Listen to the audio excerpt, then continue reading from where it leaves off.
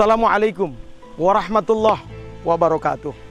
Sahabat Taslim yang dimuliakan oleh Allah, hembusan angin yang menerpa sawah ini dan juga gunung-gunung yang Allah bentang, ini bukan buatan manusia, ini buatan Allah Subhanahu wa Ta'ala. Syukuri berapa banyak nikmat yang telah Allah anugerahkan pada kita.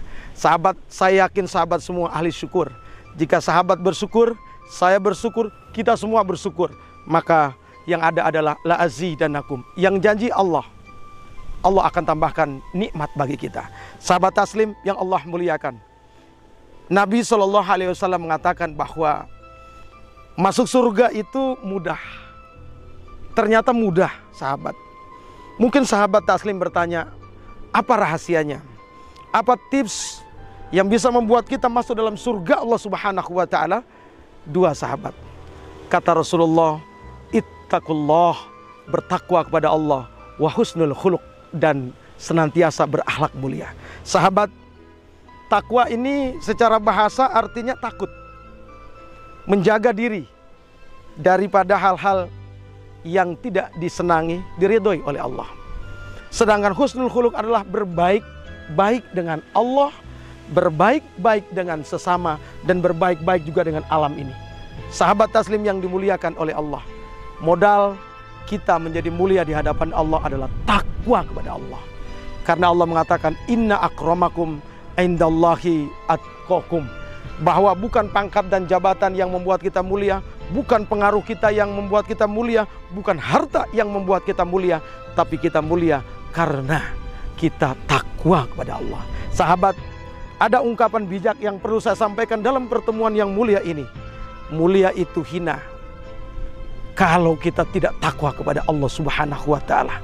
Hina itu mulia meskipun miskin, susah, tidak punya apa-apa, tidak punya pengaruh, tapi dia takwa kepada Allah, taat pada Allah, menjauhi larangan Allah, maka dia mulia di hadapan Allah Subhanahu wa Ta'ala. Sahabat Taslim yang dimuliakan oleh Allah, dari dua jalan untuk menunaikan dengan sebaik-baiknya, maka akan menjadi sebab kita masuk surga. Satu, takwa kepada Allah, dan yang kedua adalah dengan akhlak yang mulia. Sahabat yang budiman, lalu apa yang menyebabkan orang banyak masuk dalam neraka?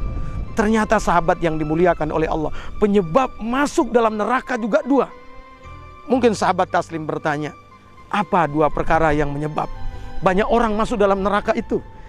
Rasulullah bersabda bahwa dua penyebab adalah wafani. Yang pertama adalah oleh lisan kita. Lisan ini, sahabat, bisa menyebabkan mulia dan bisa menyebabkan kita hina di dunia, bahkan di akhirat nanti. Tapi sahabat mungkin bertanya, gimana seandainya seseorang mencerca orang?